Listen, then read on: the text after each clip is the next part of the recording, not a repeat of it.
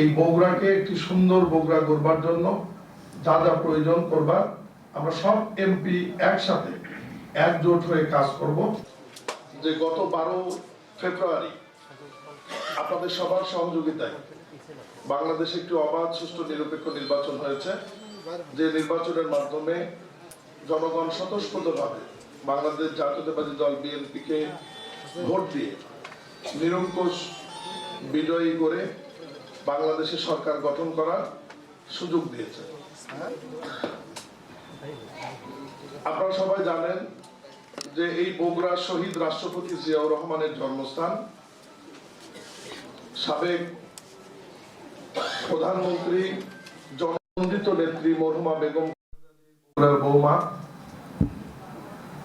বর্তমান বাংলাদেশের ইতিহাসে সবচাইতে জনপ্রিয় মাননীয় প্রধানমন্ত্রী জনাব তারেক রহমান এই বগুড়ার সন্তান, এবং উনি বগুড়া এই সদর আসন থেকেই বিপুল ভোটে নির্বাচিত হয়েছিলেন।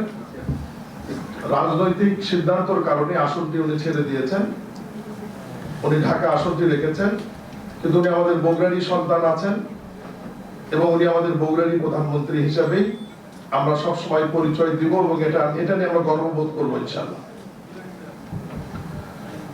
সম্মানিত কর্মকর্তাবৃন্দ, আমরা বাকি পরিচয় শেষে মাননীয় এমপিরা, জেলা সভাপতি, জেলা প্রশাসক, এসপি সাহেব সহ আমরা কথা বলবো। আবার আমি শুধু এইটুকুই বলবো যে বগুড়ার মানুষ যেহেতু সবকটি আসনে বিপুল ভোট দিয়ে বিএনপির মনোনীত প্রার্থীদের নির্বাচিত করেছে, বগুড়া মানুষের প্রচুর আশা আকাঙ্ক্ষা রয়েছে, আমাদের বঞ্চনা রয়েছে, বঞ্চিত দায়ভার রয়েছে।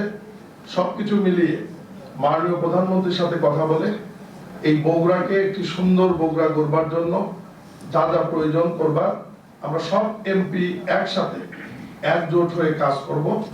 এটুকু বলে আপাতত শেষ করছি। আমি শেষে আবার আপনাদের সাথে কথা বলবো। এবং সেই সঙ্গে বগুড়া সাংবাদিকতার পেশা অনেক গুরুত্বপূর্ণ জায়গা। এখানে ইলেকট্রিক, প্রিন্ট মিডিয়া এবং অনলাইন সামাজিক যোগাযোগ মাধ্যমে যে সমস্ত সাংবাদিক ভাইরা রয়েছেন, আপনারাও বিগত সময়গুলোতে আমাদের আন্দোলন, লড়াই, সংগ্রামে অনেক সহযোগিতা করেছেন, নির্বাচনে আমাদেরকে সহযোগিতা করেছেন এবং নির্বাচন পরিচালনার সময় জেলা রিটার্নিং অফিসার হিসেবে জেলা প্রশাসককে আপনারা অনেক সহযোগিতা করেছেন। আপনাদের সহযোগিতার জন্য গণপ্রজাতন্ত্রী বাংলাদেশ সরকারের পক্ষে আমি মন্ত্রী হিসাবে, সরকারের একজন প্রতিনিধি হিসাবে বগুড়ার এই প্রিয় সাংবাদিককে কৃতজ্ঞতা জানাচ্ছি, ধন্যবাদ জানাচ্ছি এবং সবসময় আপনারা আমাদেরকে সহযোগিতা করবেন যাতে বগুড়ার উন্নয়নে আমাদের কি কি করার প্রয়োজন আপনারা আমাদেরকে তুলে ধরবেন, বলবেন, যোগাযোগ করবেন, কথা বলবেন এবং আপনাদের পরামর্শ কথা নিয়ে আমরা আগামী দিনগুলোতে যাতে একটি সুন্দর বগুড়া করতে পারি সে ব্যাপারে পদক্ষেপ নেওয়া হবে। সবাই ভালো থাকবেন। আবার কথা হবে। আসসালামু আলাইকুম। এর মধ্যে মত বিনিময় সবাই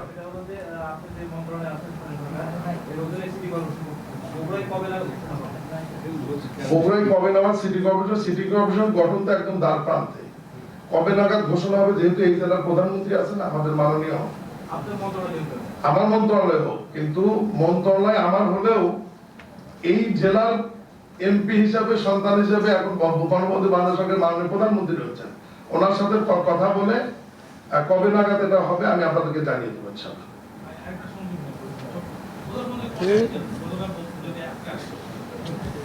সম্ভাব্য একটি তারিখ হয়েছে ফ্যামিলি কার্ড বিতরণের জন্য 10ই মার্চ।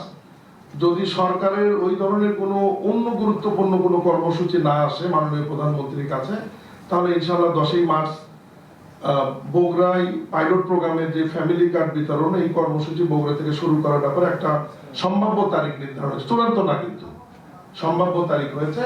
আগামী 2-4 দিনের মধ্যে জেলা প্রশাসক মহোদয়ের কাছে চূড়ান্ত তারিখ আসলে উনি আপনাদেরকে জানিয়ে দেবেন ইনশাআল্লাহ। Thank you.